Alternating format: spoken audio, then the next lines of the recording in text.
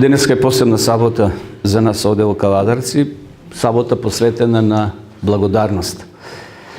Денеска ги донесовме нашите плодови овде пред Господа, овој зеленчук, овие плодови, што растат на нашите ниви и што се дел од нашата секојдневна искрена.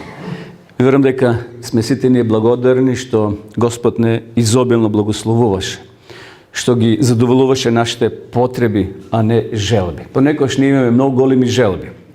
Меѓутоа, Бог е должен, како негови созданија, како наш небесен Отец, да ни го даде оно што е потребно за нашиот секојдневен живот. И затоа ние може на почетокот да му кажеме едно огромно благодарам на Бога за се оно што тој го правеше за нас. Пред се ни даваше здравје. Здравјето не се мери со никаква количина на пари. Здравјето е на прво место. А потоа секако се и плодовите кои се неопходно потребни за одржување на тоа наше здравје. И затоа денеска во рамките на ова проповед би размислувале за благодарност. Така и наслов на нашата денешна тема. Верувам дека добивте еден маркер на кој ги пишуваш овие зборови. Благодарноста е најдобрата молитва која секој од нас може да ја каже.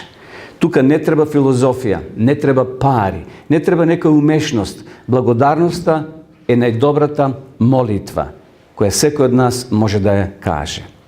Може да кажеме почитување дека благодарноста е тајна на среќата и успехот во животот на човекот. Тоа не е некоја нова новост или тајна. Денеска многу се пишува за благодарноста, но можеби многу луѓе не знаат како таа благодарност да ја применуваат во својот секојдневен живот. Но само секојдневна пракса донесува трајен и голем благослов. Има и оние кои можеби не веруваат дека благодарноста е сила која може да ни помогне во нашиот секојдневен живот. Ние во текот на ова проповед ќе видиме дека благодарноста е многу важна и потребна во нашиот секојдневен живот да му благодариме на нашиот Господ Исус Христос. Благодарност од друга страна има голема моќ да ни помогне да го постигнеме она што го сакаме. Например, подобра работа, да имаме повеќе пари, подобро здравје, хармоничен однос со луѓето. Иако луѓето ова го барат на друг начин, сакајќи да го добијат, например, повеќе пари, подобра работа, безусловна совршена љубов, изглед како од насловна страна на некое списание, но тоа не е услов да бидеме среќни и благословени. Сето тоа може да го постигнеме, но по друго скалело, по друга патека. Значи, истите работи може да ги добиме во нашиот живот само на еден друг начин. Еве што кажал доктор Џон Борисенко. Благодарноста е импулс кој нашите ментални механизми може да ги доведе до обсесија до спокојство, од обсесија до спокојство, од безнадежност до креативност, од страв до љубов. Гледате каква е важна благодарноста, браќи и сестри, во нашиот секојдневен живот. Благодарноста е многу важна. И затоа, дали ние сме луѓе кои сме благодарни? Дали сме ние луѓе кои сме неблагодарни? Или постојано ни фали нешто? Постојано нешто ни недостасува? Благодарноста е импулс кој нашите ментални механизми може да ги доведе од обсесија до спокојство, значи до мир. Се наоѓаш во некоја безизлезна ситуација, но благодарноста ќе ти помогне да доживееш креативност. Ако си во страв, да доживееш љубов. Понатаму напишала Еми Дин, авторка и говорница на тема самоконтрола и семјени односи. Благодарноста значи да го намалиш чекорот, да ги отвориш осетите за светот кој ве обкружува секој ден во вашиот живот, кој доправа треба да дојде. Значи, благодарноста може да ни помогне да го намалиме стресот. Подоцна ние ќе видиме од медицинска гледна точка колку може благодарноста да ни помогне во нашиот секојдневен живот. Сепак треба да признаеме дека живееме во време на неблагодарност. Се повеќе и повеќе луѓето се неблагодарни. Ние сме, на жалост, многу неблагодарни луѓе. Децата кои ќе пораснат се неблагодарни кон своите родители. Луѓето се неблагодарни едни кон други. А што е најлошо, ние како луѓе сме неблагодарни кон Бога. Како да забораваме дека Бог не благослова. Мислиме дека нивите мора да родат кога ќе посееме семе. Дали тоа ориз, пшеница или нешто слично. Дека овоштарниците мора да ни родат плодови и ние треба да ги береме и да ги јадеме. Како да е Бог должен тоа да ни го дава. А нам недостасува она реченица или она зборче: Боже, ти благодарам за она што си ми го дал. Но, браќи и сестри, не е чудо што ние сме такви неблагодарни. Ние сме генерација на неблагодарни луѓе. Еве го текстот кој е проречен пред 2000 години и ние денеска само го исполнуваме. Зашто луѓето ќе бидат саможиви, сребролюбци, самофалци, горделиви, хулители, непокорни на родителите. И сега ова јас во црвена боја неблагодарни го ставив. Така и пишува. Неблагодарни. И не е чудо што ние само го исполнуваме ова пророштво, но не мора да го исполнуваме. Тоа е само најавено. Не мора да бидеме во таа категорија на луѓе кои ќе бидат неблагодарни кон својот Создател, кон својот Господ. Дали ние како луѓе, како генерација навистина сме во таа група на неблагодарни луѓе? Јас верувам дека не сме. Затоа што денеска нашето присуство овде покажува дека ние на Бога му благодариме постојано, но сепак денеска на еден посебен начин, преку овие плодови што овде ги изложивме, една скромна изложба во која на Бога сакаме на видлив начин да му кажеме: Боже, ти благодарам. Фала ти, Боже, што не чуваше во текот на ова измината година. Но еден пример да видиме на едно момче кој се подготвувало за добивање на диплома. Веќе бил при крај на своите студии. Со месеци се восхитувал на еден спортски автомобил кој го гледал во еден автосалон. Постојно поминувал низ таа улица и таа кола му запнала за неговите очи. Сакал да ја има. Знаел дека неговиот татко бил во можност да му купи, зашто бил милионер, татко му. И можел да му приушти и да му купи еден таков подарок. И затоа еден ден му навестил на татко му дека би сакал да има еден таков автомобил. Му покажал еден проспект со таа кола. И рекол: тато, сакам да имам како подарок ова кола, како подарок на завршните мои студии. И навистина, кога се приближувал денот за доделување на дипломата, момчето со големо внимание го гледал својот татко како се однесува. Дали планира да му подари една таква кола, со надеж дека ќе открие некој знак во врска со купувањето на автомобилот.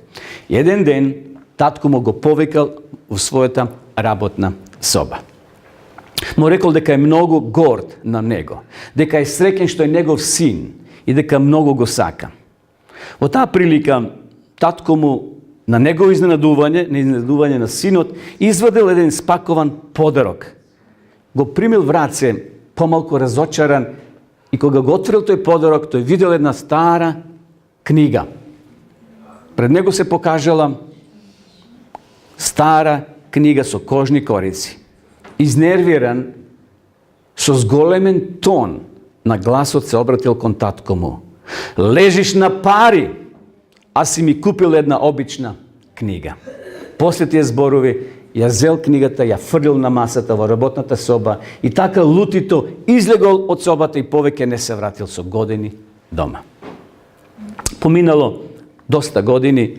Во меѓувреме синот се развил во успешен деловен човек. Имал прекрасно семејство и убава куќа. Но секој ден, како времето одминувало, се повеќе и повеќе станувал свесен дека неговиот татко сега е прилично остарен и можеби би требало да го посети.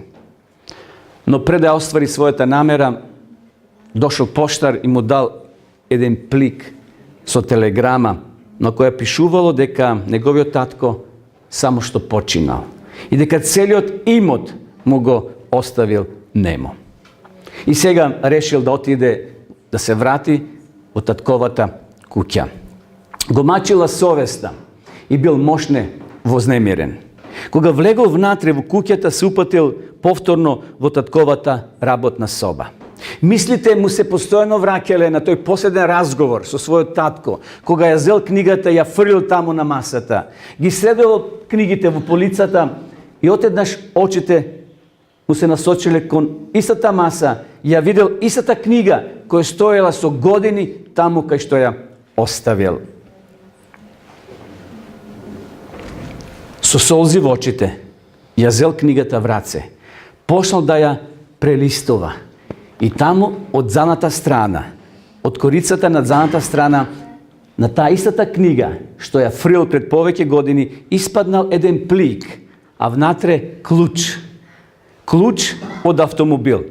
Залепена една картичка од автогаража.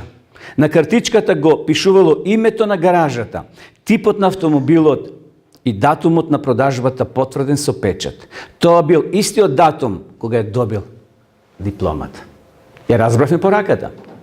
Значи, таткото веќе приготвил кола, ја купил, само сакал да го изненади, подарил Библија, а позади на страницата залепен плик, внатре картичка со клуч и каде да ја најде колата во дотична гаража, платена кола, само да ја земе. Меѓутоа, ова момче немало време да размислува, бил брзоплет, немал време да каже благодарам, татко, за тоа што си ми го дал. Браќи и сестри, ние луѓето сме навистина чудни суштества. Кога нешто ќе изгубиме, доправа сваќаме колку тоа ни било важно. Зошто е тоа така? Дали имаме слични искуства? Кога нешто ќе изгубиме, а прето можеби не сме го ценеле, а кога ќе го нема, тогаш колку ни тоа недостасува, колку ни е потребно, а за време додека тоа било во наши раце, во наш посед, не сме го цениле. Зошто е тоа така? Затоа што гледаме секој од свој агол, од ќошот на нашиот живот. Верувам дека секојаш има на нешто за кое треба да бидеме благодарни.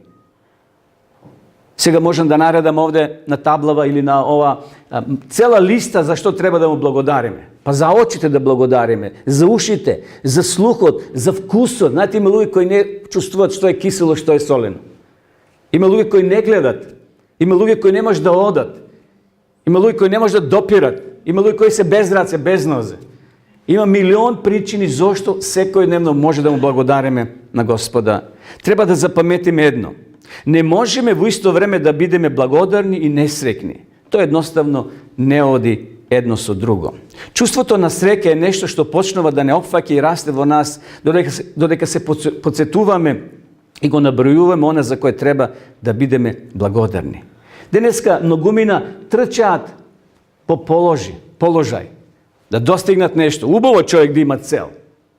И Библијата вели кој сака место, убаво посакува, но тоа да биде по природен начин.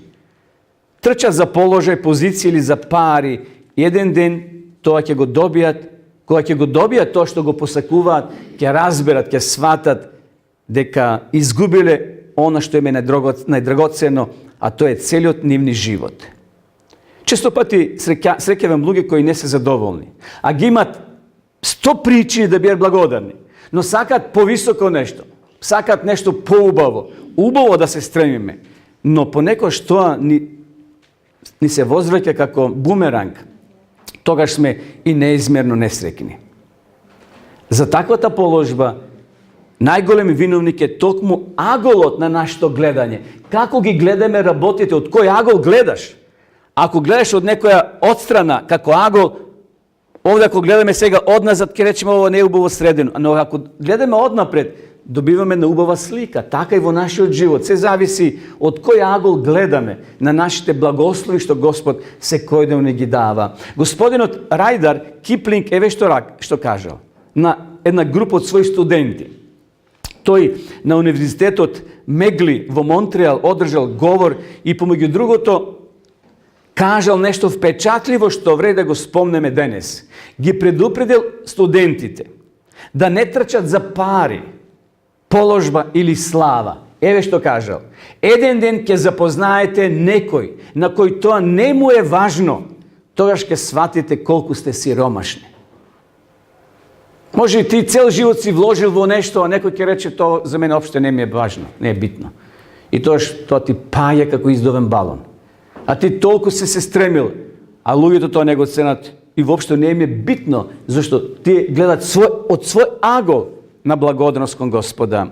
Дали сме почитувани благодарни со она што го имаме?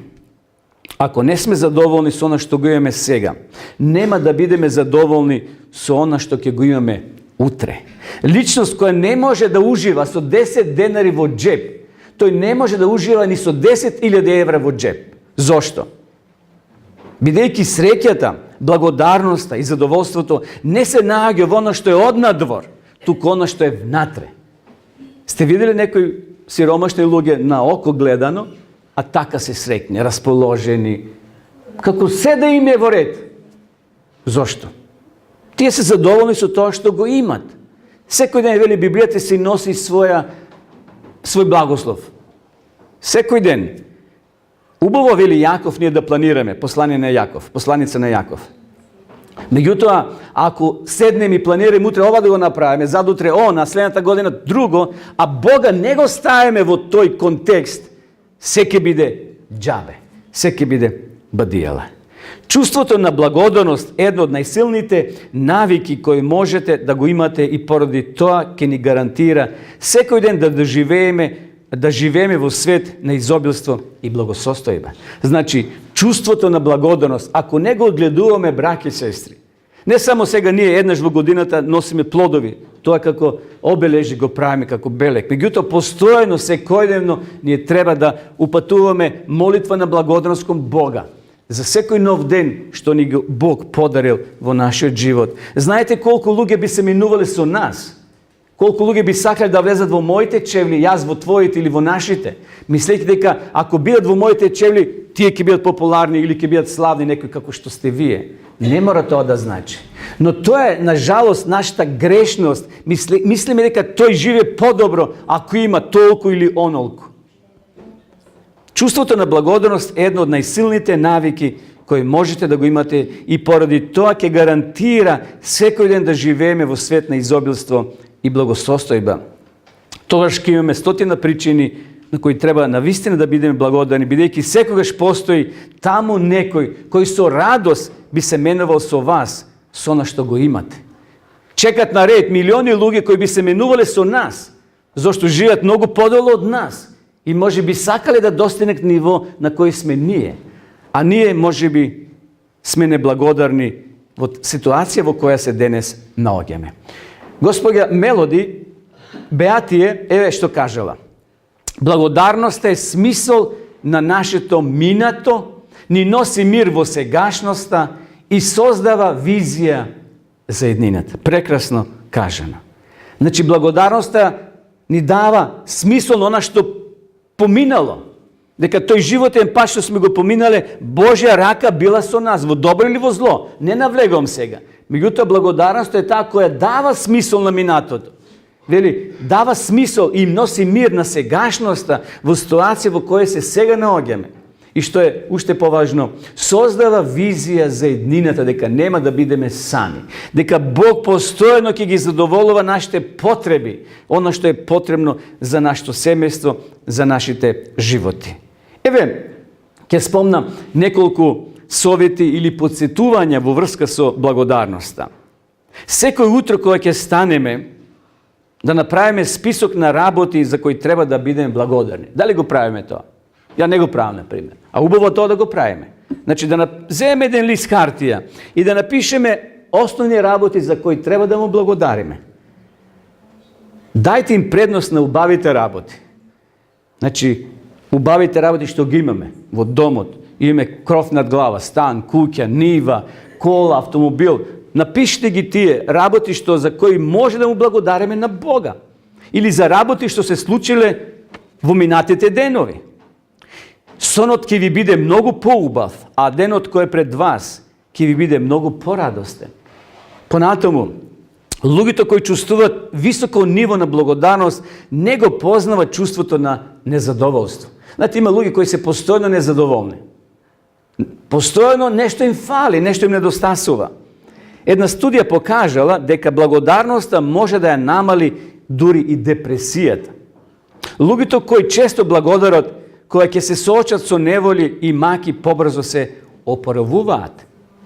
Или пак проблемите многу полесно се поднесуваат. И затоа тајната на среќата е во благодарноста која не прави позитивни и да бидеме продуктивни. Знаете, има луѓе кои се постојано позитивни. Постојано гледат одагол на позитивноста, како што некој би прашал дали е чашата полна или празна.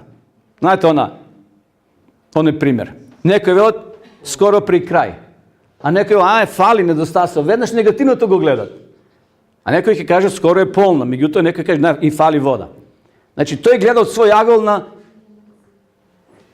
не оптимизам, него на другото. Такви сме ние во нашиот живот, браќа и сестри. Тајната на среќата е во благодарноста која не прави позитивни и продуктивни. Затоа да ја вежбаме, исто тоа се вежба. Да ја вежбаме во нашиот живот секојдневно, да се подсетуваме на даровите, на милост и добрите работи во кои уживате. Еве, што кажал Джозеф Марви. Тоа го имаме како мото на нашите маркери. Благодарноста е најдобрата молитва која секој од нас може да ја каже. Значи овде од тука јас го добив тој наслов за нашата денешна сабота и благодарност. Благодарноста е најдобрата молитва која секој од нас може да ја каже. Ништо не чини, само изговорен збор, со срце полно со радост и благодарност, може да искажеме ова едноставна молитва, но може да биде благослов за нас и за оние кои се околу нас. Благодарноста е најдобрата молитва која секој од нас може да ја каже. Медицинските истражувања потврдуваат, браќи и сестри, дека оние луѓе кои се позитивни, тоа се одразува на нивното физичко, ментално и емоционално здравје. И затоа е добро да биде дел од нашиот секојдневен живот. Што повеќе да му благодариме. Може се ситници, може не ги приметуваме или не мора да кажеме фала ти Боже. Но тоа ја храни нашата душа во позитивен смисол. Во едно медицинско списание, еве што прочитав. Благодарноста е тесно поврзана со среќата. Ние бараме среќа, може тропаме на погрешни врати. Еве каде се наоѓа среќата. Благодарноста е тесно поврзана со среќата. Таа допринесува човекот да се чувствува подобро, да доживее убави искуства. Има подобро здравје, полесно ги совладува проблемите и полесно изградува подобри односи. Човек кој е позитивен, ќе има и повеќе пријатели, ќе има поголемо друштво, ќе зрачи топлина, ведрина, расположение. И затоа овде вели, ќе изградува подобри односи. А оној кој постојано е неблагодарен, кој постојано нешто му недостасува, кој постојано мисли дека сите имаат, а тој нема ништо, ќе биде постојано во некоја фрустрација ќе живее. Ќе се чувствува лошо, наместо да доживее убави искуства и да има подобро здравје. Но ајде да видиме сега што вели Библијата за благодарноста. Има ли Библијата текстови, стихови кои не повикуваат да бидеме благодарни? Пред малце прочитаа сестрите за овие благослови што Господ ги дава на својот народ, само ако му бидат верни и послушни. Еве ќе прочитам неколку текстови да ги споделам заедно. Колосјаните 3:15 вели: во Христовиот мир да владее во вашите срца, за кого сте и повикани во едно тело, да бидете благодарни. Бог не повикува, браќи и сестри, да бидеме благодарни. Да бидеме благодарни. Понатаму Павле вели во Солуњаните 2: а ние сме должни секогаш да му благодариме. Гледате, овде уште поголем нагласок става на благодарноста. Ние сме должни. Ако сме должни на некого, тогаш треба тоа и да го вратиме, односно да го исполниме. Дали сме ние благодарни, браќи и сестри, постојано, секојдневно за Божјата љубов, за Божјиот Син, за Исуса Христа, што тој Бог ни го дал за наше спасение. Навистина, кога искрено ќе му благодариме на некоја личност, например, сме добили некој скромен подарок. Ти дал некој мастика, ти дал бомбон, ти дал било што. Љубезите зборови што ги упатуваме до таа личност кога ќе кажеме благодарам, предизвикува чувство на убаво и ценето. Дури и кучето кое е поред нас, ако му се насмевнеме и ако кажеме позитивен збор, тоа другачие реагира. Чудно ако му кажеме мрш бе, и тоа ќе се стутка, ќе побегне. Чудна работа. Куче, животно. Значи, кога ние ќе се заблагодариме кон личноста, кон човекот, таа се чувствува попријатно, а секако и ние. Зошто ние треба да му благодариме на Господа денеска, браќи и сестри? Еве, Во Евреите 6 глава, читам 10 стих. Зашто Бог не е неправеден, па да ги заборавил вашето дело и љубовта, што ја покажавте кон Неговото име, откако им послуживте, им служите на светите. Значи, и самиот Бог ја цени нашата благодарност. Вели, Бог не е неправеден да ги заборави нашите дела и љубовта што ја покажуваме кон Неговото име. Кога ние ќе му кажеме, Боже, фала ти, ти благодарам, Бог тоа не го заборава. Тој 100 пати повеќе ќе ни врати. Значи, 100 пати повеќе ќе ги благослови нашите ниви, нашите овоштарници, нашите плевни, нашите шуми, нашите семејства. Бог не заборава. И затоа, понатаму вели Павле, радувајте се секогаш, молете се постојано и благодарете за се, зашто тоа е Божја воля за вас во Христа Исуса. Значи, Бог се радува, почитувани, кога ние ќе му кажеме фала ти Боже. Благодарам за се. Тоа е вели Божја воля за вас во Христа Исуса. Ајде да поставиме прашање, зашто уште треба ние да му благодариме на Господа? Освен за плодовите, освен за зеленчукот, освен за богатството што го имаме во нашите ниви, во нашите бизниси, што Бог не благословува, зашто уште треба ние да му бидеме благодарни? Ке наберем само 3 до 4, може 5 причини, а ги има повеќе, но ќе биде доволно само овие неколку причини за кои треба да му благодариме. Број 1. За Божјата добрина и милост. Давид вели, алилуја, фалете го Господа, зашто е вечна Неговата милост. Постојат некои работи, почитувани, за кои јас не можам да ви дадам одговор. Например, јас не можам да ви објаснам како изгледа Бог. Тоа не можете ниту вие да ми го објасните мене. Но знаеме дека Бог е добар, вели текстот. Самата природа или суштина на Божјот карактер е благоста и тој не се менува. Ова е многу важно да го знаеме денес. Бидејќи живееме во време, во свет кој постојано се менува. И ние како луѓе се менуваме. Се околу нас се менува. Се менуваат луѓето, се менуваме ние. Но Бог вели, текстот вели, Библијата го потврдува дека Бог не се менува. А тоа значи дека Бог бил добар во минатото, истата природа на Неговиот карактер е и денеска. Второ, да му благодариме за дарот на Исуса Христа, што е многу важно. Павле вели, благодарете на Бога за Неговиот неискажлив дар. Тој подарок од Бога. Преку Христа ние добиваме спасение. Без Христа ние сме обично нула. Не вредиме ништо. Но овде Павле вели да му благодариме за дарот за Исуса Христа. Кога последен пат ние сме му благодарили на Бога на тој начин? Самиот збор Аухаристија значи благодарност. Аухаристија или Евхаристија значи благодарност. На тој начин, кога ние го обновуваме заветот на Бога, со Бога, ние му благодариме на таа голема жртва, кога земаме чаша и земаме леб, символ на Христовото тело и на Неговата крв. Значи, да му благодариме на Бога за Неговиот дар, за Исуса Христа. Понатаму, да му благодариме на Бога, што Тој не ослободил од гревот. Павле вели, беден човек сум јас, кој ќе ме спаси од ова смртоносно тело? Му благодарам на Бога преку Исуса Христа, нашиот Бог. И затоа нашите благодарствени молитви ги упатуваме на Бога преку Христа. Христос е таа спона, Христос е таа алка, Христос е тој кој нас не представува кај Отецот. И затоа нашите молитви ние ги завршуваме во името на Исуса Христа. Тоа е многу важно. Сеќавате на она случка од Новиот Завет, тамо во Лука 17 глава, во 11 до 70 стих. Ние се чудиме како оние 10 излечени губавци, само еден се вратил и искажал благодарност кон Христа. Како можела една таква личност која доживеала оздравување од една таква тешка болест да не биде благодарна? Ајде ова прашање да го свртиме на друга насока, во духовна смисла.